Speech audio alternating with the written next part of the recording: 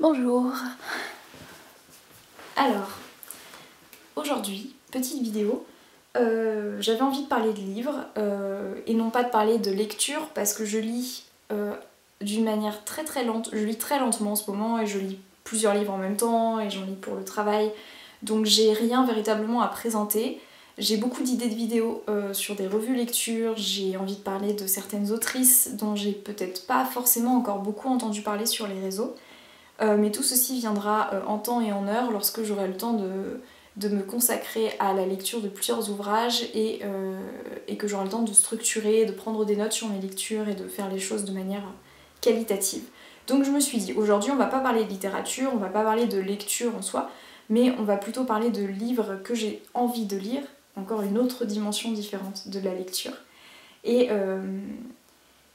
du coup, voilà, c'est une sorte de haul de livres que j'ai pu acquérir, que j'ai pu me procurer tout au long de l'année qui vient de s'écouler, donc de début 2020 à début 2021 environ. Les derniers, j'ai pu les acquérir il y a 2 semaines, voilà, donc ça reste quand même assez récent.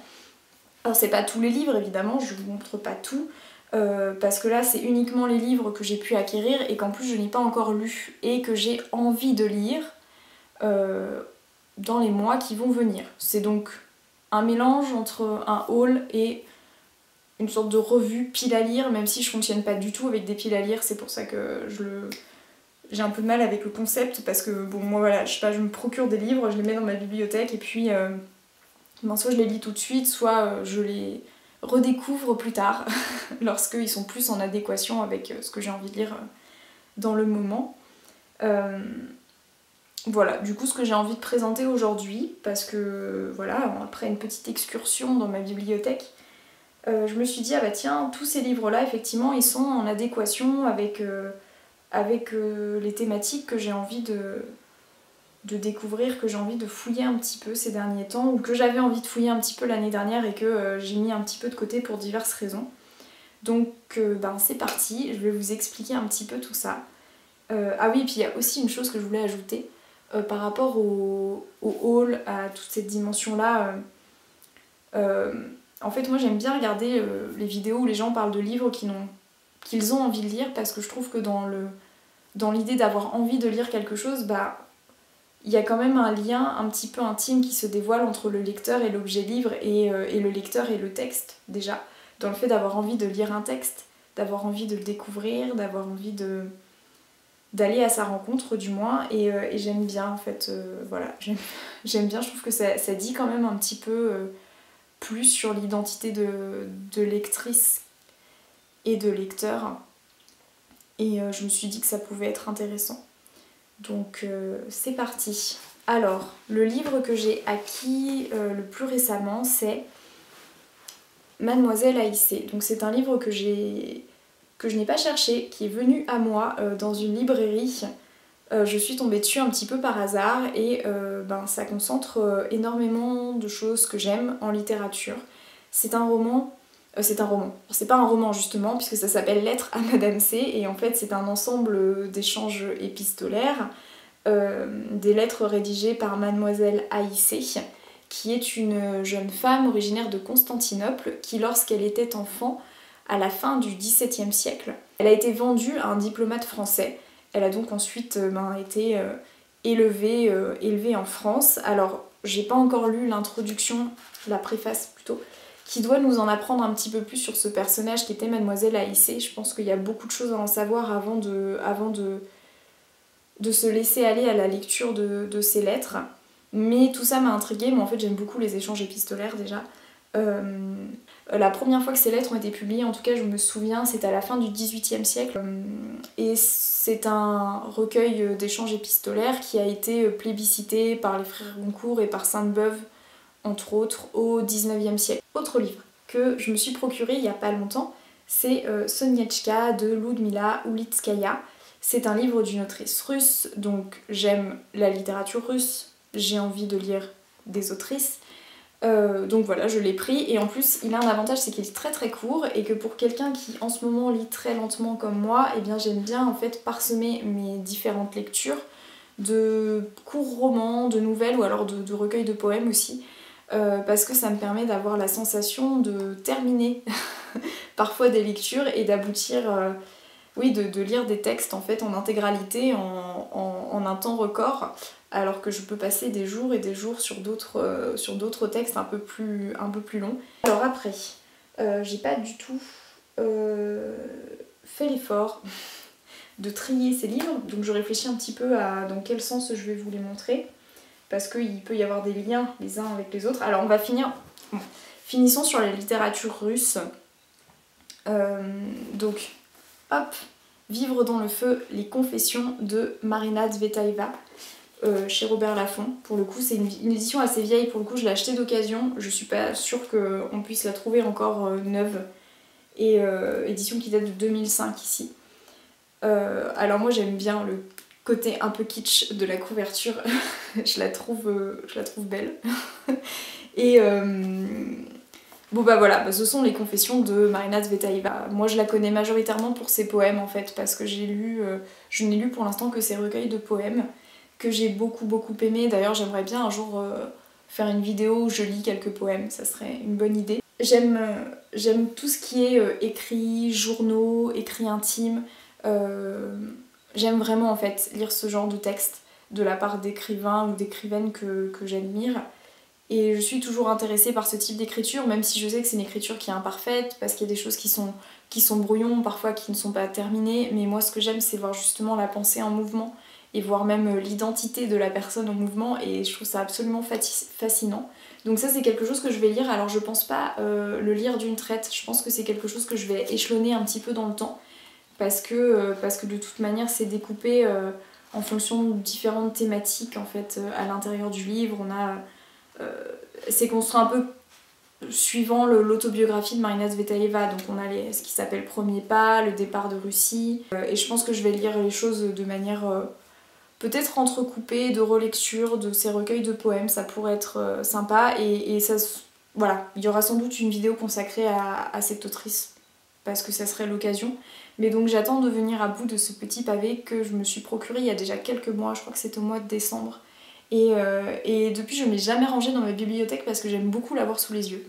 Voilà, petite anecdote. Alors, on a terminé maintenant avec la Russie. Un essai cette fois, parce que je lis très peu d'essais, mais j'aime beaucoup me renseigner sur les essais que j'ai envie de lire. Et celui-ci c'est un essai qui m'intéresse parce que c'est un essai d'Elsa Triolet, écrit par Elsa Triolet, qui s'appelle L'écrivain et le livre, ou la suite dans les idées. Alors je pense que c'est sans doute un recueil en fait d'articles qu'elle a pu rédiger, donc à voir. Je me suis pas beaucoup renseignée sur ce livre, en fait je l'ai acheté il y a quelques temps dans une toute petite librairie lorsque je vivais encore à Paris. C'est publié aux éditions Aden, A-D-E-N, que je connaissais pas auparavant. Et il me semble que ça parle de littérature. Voilà, remarquable synthèse des problèmes esthétiques, sociaux, politiques et idéologiques posés aux intellectuels de gauche dans les années d'après-guerre. Donc je pense que ça peut être intéressant en fait comme petit essai littéraire. En plus c'est intéressant de voir ce qu'Elsa Triolet va pouvoir en dire, parce qu'Elsa Triolet c'est une autrice que j'ai découverte lorsque j'étais lycéenne, donc il y a déjà longtemps, et que j'ai à cœur de lire de plus en plus.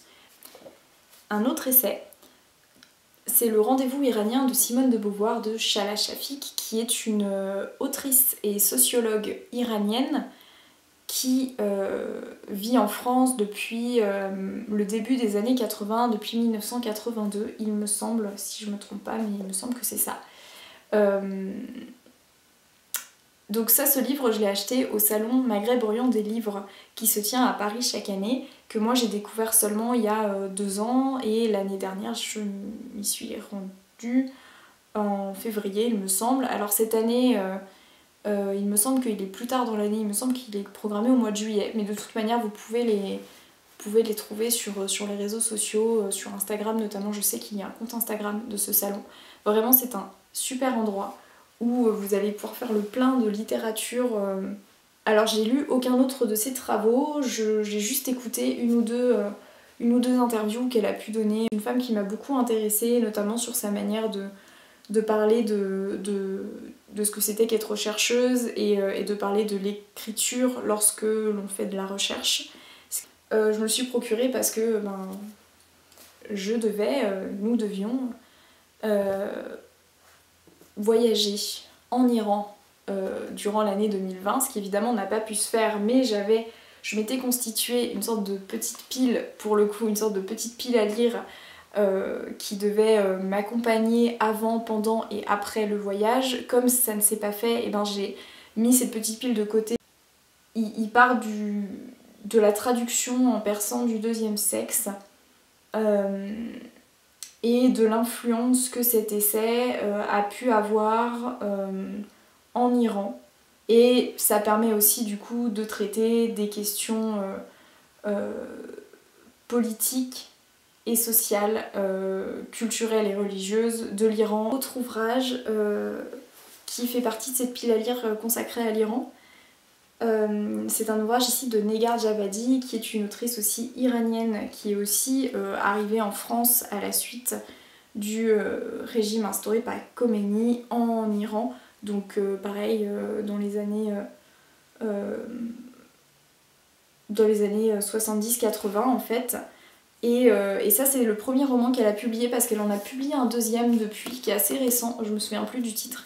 En tout cas c'est celui-ci moi qui m'intéresse le plus, parce qu'en fait elle parle c'est une fresque en fait a priori sur la vie en Iran, et ça nous amène en fait jusqu'à la France, donc je pense qu'elle s'inspire vraiment de son propre parcours aussi, et ça doit être assez intéressant. Et j'ai très envie de le lire, ça avait l'air d'être bien écrit, avec une écriture qui m'a paru un style qui m'a paru assez dense, assez intéressant, et je pense que c'est quelque chose qui se lit pas si rapidement que ça. Alors oui, celui-ci je suis très contente, parce que donc celui-ci c'est encore un livre en rapport avec l'Iran. Ça s'appelle Amour persane et c'est une anthologie de nouvelles iraniennes contemporaines. Alors ça m'intéresse beaucoup, et en fait il vient d'être publié parce que quand je l'ai acheté en librairie, donc ça fait partie de mes acquisitions récentes, quand je l'ai acheté en librairie, il n'y en avait qu'un seul, et vraiment c'était un des premiers exemplaires en fait il me semble. Donc voilà, c'est ça, janvier 2021. Et avec une préface de Jean-Claude Carrière. Donc en fait ce sont des nouvelles qui parlent d'histoires d'amour, des nouvelles iraniennes contemporaines. Alors toutes ces nouvelles sont écrites par des auteurs iraniens qui ont toutes été écrites en persan, donc elles ont été toutes traduites, et ce sont pour la plupart en fait des nouvelles qui auraient été censurées en Iran actuellement, donc ce sont des nouvelles qui n'ont pas été publiées en Iran, d'après ce que j'ai pu lire en fait dans la préface du début. Voilà, donc ça me tient vraiment à cœur, parce que ça permet de découvrir de nouveaux auteurs et autrices. Le dernier c'est Chinoise de Xinran. Xinran est une autrice chinoise qui ici, en fait elle a mené certains entretiens. Il me semble que c'est dans une radio chinoise, c'est ça, elle a animé une émission où elle invite des femmes à parler d'elles-mêmes, et il me semble que du coup ce livre est un recueil de différents témoignages de femmes dans la lignée de cette émission et de ces entretiens. Donc ça m'intéresse beaucoup. Alors c'est un livre qui a été publié à la fin des années 90. Donc la Chine a sans doute changé depuis ces 25 années qui viennent de passer environ depuis la publication, mais ça m'intéresse beaucoup. La Chine est un pays qui m'intéresse beaucoup. Donc voilà, et ça parle des femmes. Ma caméra en a un petit peu marre. Donc voilà, je vais vous laisser maintenant, mais c'était... j'en ai terminé avec cette petite promenade, cette petite balade entre mes potentielles futures lectures, et j'espère que ça vous aura éventuellement donné des idées, j'espère que ça vous aura donné envie de découvrir... peut-être pas le livre en question, mais de découvrir certaines autrices ou certains auteurs. Et voilà, c'est tout ce que j'ai à vous dire. Donc je vous dis à très vite, j'espère. Et je vous souhaite de très très belles lectures.